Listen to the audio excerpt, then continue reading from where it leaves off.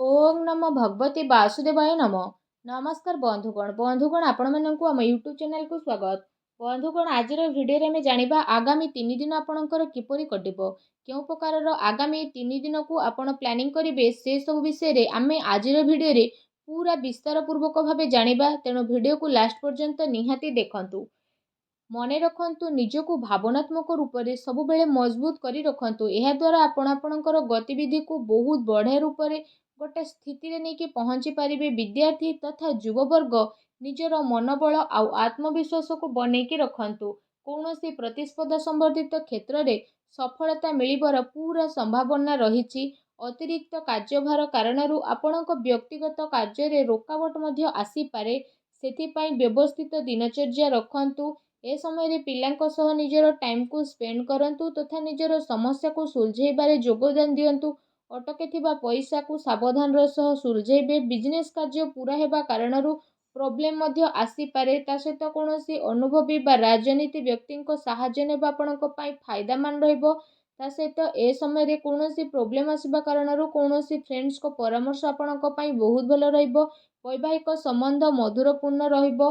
Love partner को सह संबंध रे घनिष्ठता बढ़िबो। स्वास्थ्य रे अलस्वामी कारणरू अलस्वामी बा थकापुणा आपण को अनुभव होई पारे। ता सहित अधिक आराम नेबार ए दिन रे आवश्यकता रही। कौनसी परिश्रम को आपण बहुत सरल सह हासिल करेंगे। से भूल ए दिन रे आदौ भी आपण करंतु नहीं। मानसिक आकस्मिक सुख शांति मध्य अनुभव हेबो। पिला माने निजर पाठपढ़ा प्रति एकाग्र चित्त रहिबे। दिनर उत्तरार्धरे ग्रहर स्थिति किछि एपरि बनुछि कि नकारात्मक परिस्थिति रे किछि एपरि भूल करंतुनी, नहले परे आपनको बड़ प्रोब्लेम फेस करबा पई पड़ी पारे। ता सहित जदि कहिबा चिंता रे आपण प्रयास करबा पई ट्राई करंतु। कोनोसी कारणर उचित इन्फॉर्मेशन न मिलबा कारणरू कोनोसी बड़ धरणर ऑर्डर आपणक हातरू जाई पारे।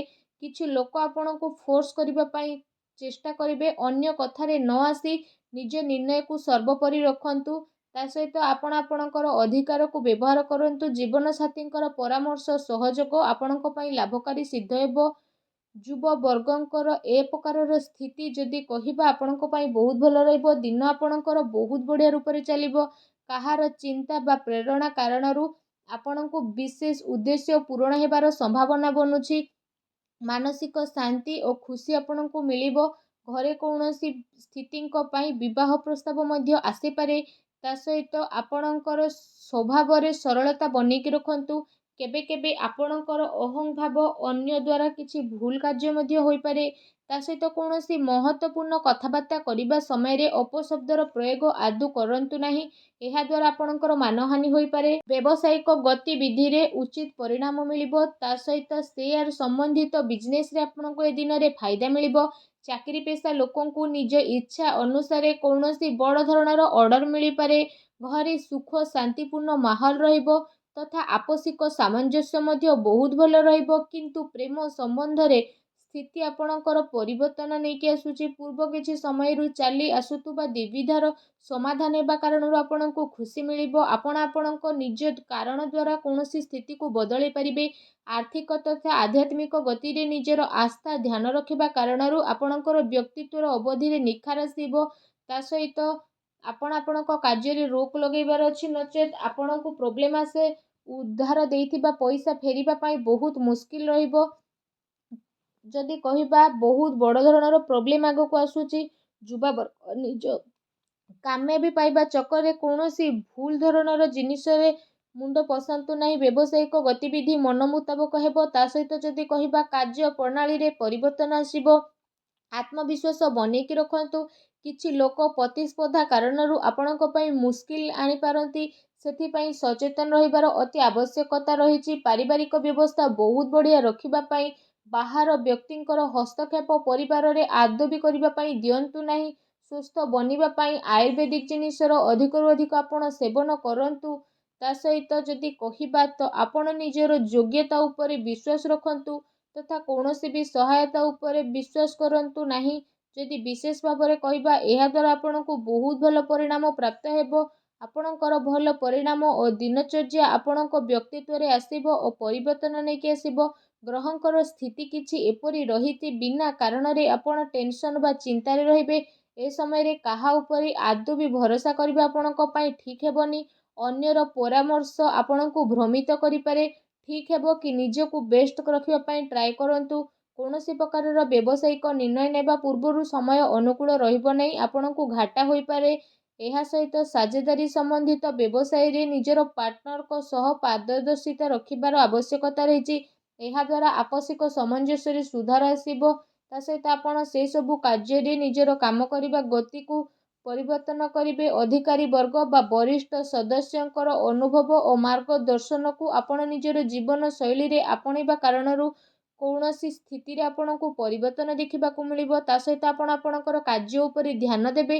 ଆପଣଙ୍କର ବିଚାରଧାରାରେ ସକାରାତ୍ମକ ପରିବର୍ତ୍ତନ ଆସିବ।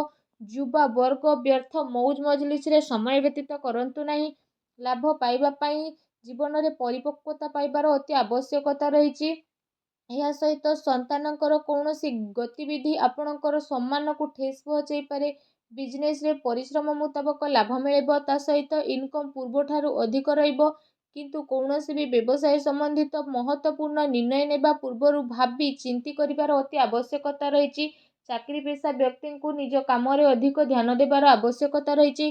ପତି ପତ୍ନୀ ସମ୍ବନ୍ଧକୁ ମଧୁର ବନେଇକି ରଖିବେ। ଆପୋଷିକ ତାଳମେଳ ରହିବା ବହୁତ ଭଲ ଆପଣଙ୍କ ପାଇଁ ରହିବ। କୌଣସି ବିଶେଷ ବ୍ୟକ୍ତିଙ୍କ ଦ୍ୱାରା ପ୍ରଭାବିତ ହୋଇ ଆପଣ ଆପଣଙ୍କ ଦିନଚର୍ଯ୍ୟାରେ କିଛି ପରିବର୍ତ୍ତନ ଆଣିବା ପାଇଁ ଚେଷ୍ଟା କରିବେ। ତଥାପି କିଛି କାର୍ଯ୍ୟକୁ କରିବାରେ ଆପଣଙ୍କର ଧ୍ୟାନ ମଧ୍ୟ କେନ୍ଦ୍ରିତ ହେବ। ଆପଣ ଏମିତି କିଛି ନିର୍ଣ୍ଣୟ ନିଅନ୍ତୁନି ଯାହାଦ୍ୱାରା ସ୍ଥିତି ଆପଣଙ୍କ ପାଇଁ ପରିବର୍ତ୍ତନଶୀଳ ହେବ। କୌଣସି ସମ୍ବେଦନଶୀଳ ବ୍ୟକ୍ତିଙ୍କ ହସ୍ତକ୍ଷେପ କାରଣରୁ ଆପଣଙ୍କ କାର୍ଯ୍ୟରେ ବହୁତ ବାଧା ଆସିବ। କେବେ କେବେ ଆପଣଙ୍କର ରାଗ ଆଉ ଜିଦ୍ ଏସବୁ ଆପଣଙ୍କର ପାରିବାରିକ ବ୍ୟବସ୍ଥା ଉପରେ ପ୍ରଭାବ ପକାଇପାରେ। ସକାରାତ୍ମକ ବନେଇ ରଖିବା ପାଇଁ ଆପଣ ଚେଷ୍ଟା କରନ୍ତୁ। ଏହା ସହିତ ଯଦି ବିଶେଷ ଭାବରେ ଆମେ କହିବା, ସାବଧାନ ରୁହନ୍ତୁ, କାରଣ କାର୍ଯ୍ୟସ୍ଥଳରେ ଆପଣଙ୍କ ଉପସ୍ଥିତି ଆଉ ଫୋକସ୍ ରଖିବାର ଆବଶ୍ୟକ ରହିଛି। ଏହାଦ୍ୱାରା ବ୍ୟବସାୟରେ ଆପଣଙ୍କର ପରିଶ୍ରମର ଫଳ ମିଳିବ। ଚାକିରି ପେଶା ବ୍ୟକ୍ତି ବିଶେଷଙ୍କୁ କାମର ଅଧିକତା ରହିବ। ଏହା ସହିତ ଯଦି କହିବା, ପାରିବାରିକ ସଦସ୍ୟଙ୍କର ବ୍ୟକ୍ତିଗତ ଦିନଚର୍ଯ୍ୟାରେ ରୋକଠୋକ କରନ୍ତୁ ନାହିଁ। ଅନ୍ୟ ଗତିବିଧି ସହିତ ନିଜର ସ୍ୱାସ୍ଥ୍ୟ ପ୍ରତି ମଧ୍ୟ ସଜାଗ ରଖନ୍ତୁ। ଦିନର ଆରମ୍ଭରୁ ହିଁ କୌଣସି ଶୁଭ ସମାଚାର ମିଳିବା କାରଣରୁ ଦିନ ସୁଖଦପୂର୍ଣ୍ଣ ରହିବ। କୌଣସି ଭଲ କାର୍ଯ୍ୟ ଆରମ୍ଭ କରିବା ଦ୍ୱାରା ଯଦି କହିବା, କାମ କାର୍ଯ୍ୟ ତଥା ପାରିବାରିକ ଜିମ୍ମେଦାରୀ ଭିତରେ ତାଳମେଳ ବନେଇକି ଆପଣ ରଖିବେ। ଏହା ସହିତ ଯଦି କହିବା, କିଛି ଜିନିଷ ବନେଇବାରେ ଆପଣ ସଫଳ ରହିବେ। ବ୍ୟବସାୟିକ ଗତିବିଧି କାରଣରୁ ଯଦି ଆପଣ ଯୋଗ୍ୟତା ଆଉ ପରିଶ୍ରମ ଦ୍ୱାରା ଆର୍ଥିକ ସ୍ଥିତିକୁ ବନେଇକି ରଖିବେ। ମାର୍କେଟିଂ ସମ୍ବନ୍ଧିତ ଗତିବିଧି ଉପରେ ଅଧିକ ଧ୍ୟାନ ଦେବାର ଆବଶ୍ୟକତା ରହିଛି। ଲାଭଦାୟକ ସ୍ଥିତି ବନିବ, ଯାହା ଭବିଷ୍ୟତରେ ଆପଣଙ୍କର କାମରେ ଆସିବ। ସେଥିପାଇଁ ଯଦି କହିବା, ଯେଉଁ କାମ ପାଇଁ ଆପଣ ପ୍ରୟାସ କରୁଥିଲେ ଏବେ ସେହି ସବୁ ସମ୍ବନ୍ଧିତ ଖୁସି ଖବର ଆପଣଙ୍କୁ ମିଳିପାରେ। କିନ୍ତୁ ଅନ୍ୟ ଉପରେ ଆଶା ରଖିବା ଠାରୁ ଆପଣ ନିଜର ଯୋଗ୍ୟତା ଉପରେ ବିଶ୍ୱାସ ରଖିବାର ଅତି ଆବଶ୍ୟକତା ରହିଛି। ଏହାଦ୍ୱାରା ଆପଣଙ୍କର ମନୋବଳ ବଢ଼ିବ। ପ୍ରପର୍ଟି ସମ୍ବନ୍ଧିତ ମାମଲାରେ କୌଣସି ସମସ୍ୟା ଆପଣଙ୍କ ସାମ୍ନାରେ ଆସିପାରେ। କୌଣସି ପ୍ରକାରର ଉଧାର ସମ୍ବନ୍ଧିତ ନେଣଦେଣ ଏ ସମୟରେ କରନ୍ତୁ ନାହିଁ, କାରଣ ବଡ଼ ମୁସ୍କିଲ ହେବ। ଯୁବା ବର୍ଗ ଫାଲତୁ କଥାରେ ଧ୍ୟାନ ନ ଦେଇ ନିଜ କାର୍ଯ୍ୟ ଉପରେ ମତଲବ ରଖନ୍ତୁ। ବ୍ୟବସାୟରେ ଯଦି କହିବା, ଆପଣଙ୍କୁ ବଡ଼ ପ୍ରୋବ୍ଲେମ୍ ଆସିପାରେ, ତେଣୁ ସାବଧାନ ରୁହନ୍ତୁ। ଅନ୍ୟ କଥାରେ ଆଦୌ ମୁଣ୍ଡ ପୁରାନ୍ତୁନି। ନିଜ କଥା ଉପରେ ନିଜେ ଫୋକସ୍ ରଖିବା ପାଇଁ ଟ୍ରାଏ କରନ୍ତୁ। ନିଜ ଜୀବନରେ ଖୁସି ବନେଇ ରଖିବା ପାଇଁ ଭିଡ଼ିଓକୁ ଲାଇକ୍ କରନ୍ତୁ। କମେଣ୍ଟ ବକ୍ସରେ ଜୟ ଶନିଦେବ ବୋଲି ଅବଶ୍ୟ ଲେଖି ଦିଅନ୍ତୁ। ଧନ୍ୟବାଦ।